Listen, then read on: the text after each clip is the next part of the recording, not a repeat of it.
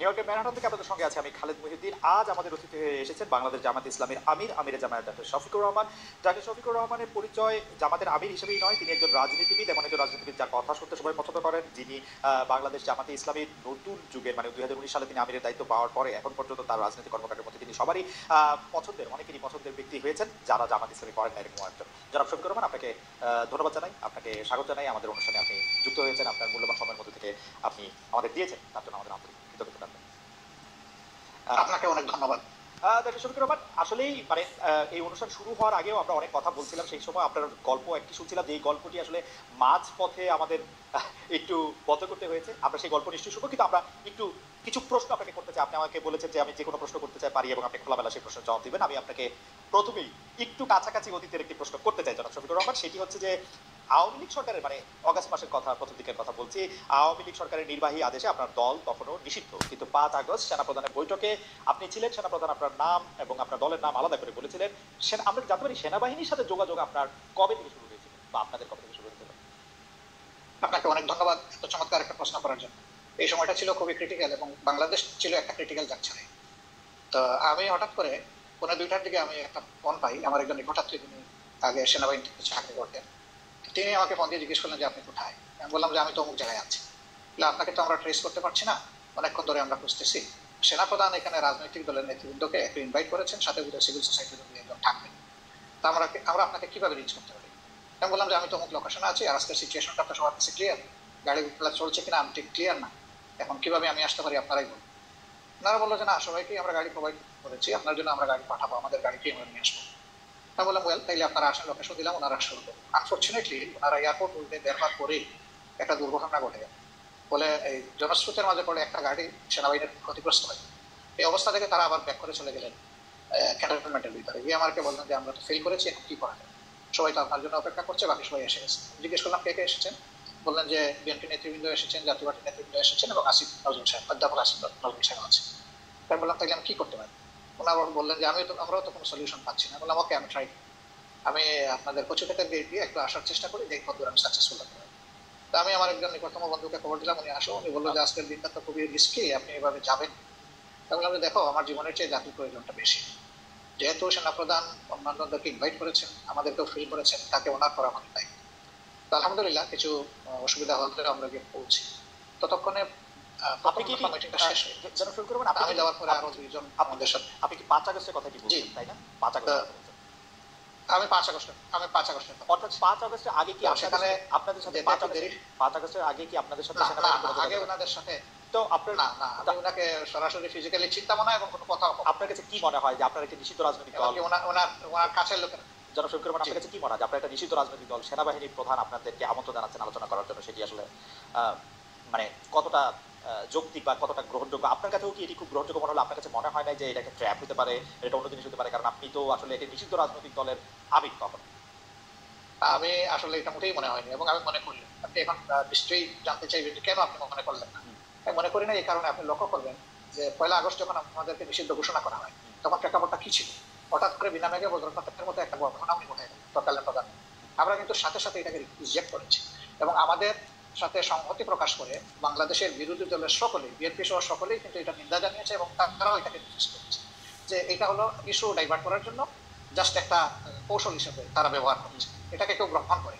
কাজে আমাকে যখন দাওয়াত দেওয়া হয়েছে আমি এটা অস্বাভাবিক মনে করি। আমি মনে করেছি যে এটা জাতির প্রয়োজনে এবং আমাদের দলীয়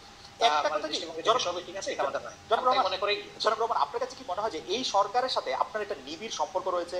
বা অনেকে এটাও বলে থাকে যে আন্দোলনটি হয়েছে আওয়ামী লীগ সরকারের বিরুদ্ধে, অবশ্যই আওয়ামী লীগ সরকার ফেসিস্ট একটি সরকার ছিল, যে সরকার 15 বছর ধরে মানুষের গণতান্ত্রিক অধিকার হরণ করে রেখেছিল, কিন্তু এই সরকারের বিরুদ্ধে যে আন্দোলন হয়েছিল সেই আন্দোলনে কি জামায়াত ইসলামের একটা বড় ভূমিকা ছিল? এই সরকার যারা এইটা করতে এসছে তাদের কি আসলে তাদের সাথে কি জামায়াত ইসলামের একটা অনেক নিবিড় সম্পর্ক রয়েছে? কেন আমি প্রশ্ন করছি একটু আমি বলে রাখি। আমরা কিন্তু দেখতে পাচ্ছি ঢাকা সহ বা ঢাকা মানে ঢাকা যদি আমি স্পেসিফিক আমি যদি নাম বলি, পাবলিক ইউনিভার্সিটিগুলির উপাচার্য পদে বা অন্যান্য অনেক কি পজিশনে যাদের নিয়োগ দেওয়া হচ্ছে, অনেকেই বলছে তারা আপনাদের লোক। এই সরকারের মধ্যে জামায়াতে ইসলামী সবচেয়ে বেশি ডালপালা মিলছে বা সবচেয়ে বেশি প্রভাব বিস্তার করছে এরকম দেখা যাচ্ছে মনে হচ্ছে। আপনি যেটা বলেছেন সেটা আমি এইভাবে দেখছি না। আমি দেখছি যে উপদেষ্টা মহোদয়দের সাথে আমাদের একদিনই কিন্তু ফর্মাল সেটিং, পার্সোনালি কারো কারোর সাথে সম্পর্ক আছে, তাদের সাথে হয়তো পার্সোনাল লেভেলে কথা হচ্ছে, কিন্তু ফর্মাল মিটিং আমাদের একদিনই হয়েছে, যেদিন প্রথমে বিএনপিকে ডাকা হয়েছিল, তারপরে আমাদেরকে, এরপরে অন্যান্য দলকে একত্রে ডাকা হয়েছে। 3টা স্লটে তারা কনভারসেশন করেছিলেন বা ভিউজ এক্সচেঞ্জ করেছিলেন। আমরা সেখানে একটা কথা বলেছিলাম যে এখানে ব্যাপক সংস্কারের প্রয়োজন হবে, 15.5 বছরের অনেক জঞ্জাল সৃষ্টি হয়েছে, ক্লিয়ার করা লাগবে। আমাদের কথা একটাই থাকবে যে আপনাদের দৃষ্টিতে যারা ইফিসিয়েন্ট, কম্পিটেন্ট এবং স্মার্ট এবং এই দায়িত্ব পালনে যারা সক্ষম, তাদেরকে আপনারা বিভিন্ন জায়গায় প্রদান করবেন। আমরা কোনো নির্দিষ্ট নাম আপনাদের কাছে রেফার করতে চাই, এটা আপনাদের নিরপেক্ষ বিবেচনার উপর, বিবেকের উপর আমরা ছেড়ে দিলাম। আর যারা এখানে নিয়োগ পাচ্ছেন, কোনো শিক্ষককে আমরা বা অন্য কোনো দলের এইভাবে আমি আসলে কালার করতে একেবারে মুটেই গেছে। কারণ শিক্ষক শিক্ষকই, তার মর্যাদা সকল ছাত্রের কাছে তার পরিচয়, তিনি একজন শিক্ষক। সেই হিসাবে তাকে যদি কোনো দলীয় রূপ দেওয়া হয়, তাহলে এটা তাদের প্রতি জাস্টিসও হয় না, আর তারা দায়িত্ব পালনেও সেই রকম সক্ষম করেন। এই জন্য এই বিষয়টাকে কে কিভাবে দেখছেন আমরা জানি না, কিন্তু আমরা এইভাবে দেখছি।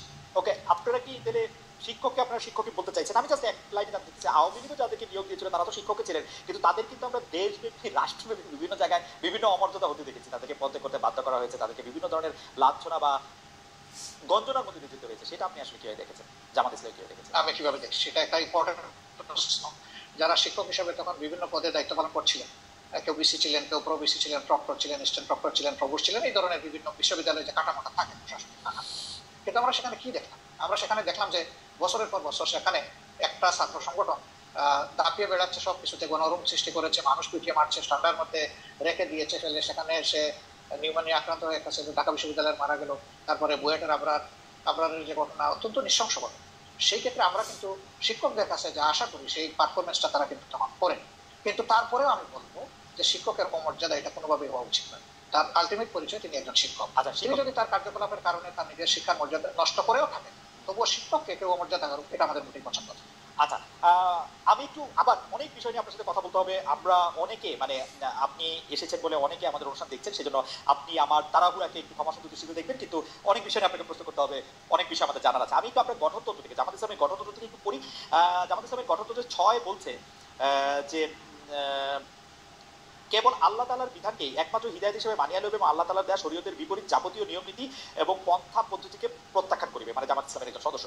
তো আমরা যদি ধরে নিই জামায়াত ইসলামী একটা ইসলামী শরীয়তের বিপরীত নয় এমন একটা শাসন ব্যবস্থা বা এমন একটা রাষ্ট্র ব্যবস্থা কামনা করে বা আশা করে, তাহলে সেটা আসলে কার মডেল বা কোন পৃথিবীর আর কোন দেশের আদলে? মানে এটা কি পাকিস্তানের আদলে, এটা কি সৌদি আরবের আদলে, এটা কি ইরানের আদলে, এটা কিসের আদলে আসলে? আসলে দেখেন, আল্লাহ তাআলার বিধান হলো আল্লাহর সৃষ্টির জন্য। আল্লাহ তাআলা মানুষকে শুধু সৃষ্টি করে নাই, তিনি সমস্ত সৃষ্টির স্রষ্টা। সেই স্রষ্টার পক্ষ থেকে যে বিধানটা আসে সেটা হলো ওয়েল ব্যালেন্সড এবং সবার জন্য উপকারী। আল্লাহ তাআলার কোরআনের অ্যাড্রেস হচ্ছে ইয়া আইয়ুহান নাস, হে মানবজাতি। এটা দিয়ে আল্লাহ তাআলা কোরআনে অ্যাড্রেস করেছে, এবং তার নবীকেও তিনি মানবজাতিরই শুধু নেতা রাখেন নাই, তিনি সমস্ত সৃষ্টির উপরে একটা রহমত স্বরূপ বলতেছেন। তো আমরা সেই আদর্শকে অবশ্যই আমরা লালন করি, ধারণ করি, এবং আমরা বিশ্বাস করি এর মাধ্যমে মানবজাতির কল্যাণ নিহিত এবং মানবজাতির কল্যাণ পাবে। যেমন ধরেন একজন কমিউনিস্ট পার্টির সদস্য, তিনি বিশ্বাস করেন যে কমিউনিজম মানবতার মানুষের, যারা সোশ্যালিস্ট তারা মনে করেন সোশ্যালিজম মানুষকে মুক্তি দিতে পারবে অর্থনীতি। তো এইরকম এক একটা আদর্শ হয়েছে, সেই আদর্শের অনুসারীরা তার আদর্শকে আপলোড করবেন, এটা খুবই সহজ।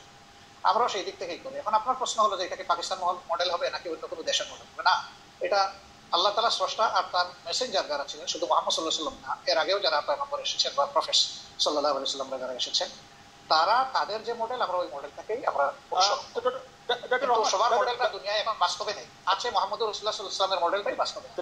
সেটা হচ্ছে মদিনায়, আমি একটু শেষ করি, মদিনা কেন্দ্রিক যে শাসন ব্যবস্থা ছিল, সেই শাসন ব্যবস্থায় সকল দল ধর্মের মানুষের নিরাপত্তা, সকল দিক থেকে তার জানের মালের ইজ্জতের নিরাপত্তা নিশ্চিত হয়েছে। তা আমরা সেই মডেলটাকেই মনে করি উপকারী মডেল। ওকে।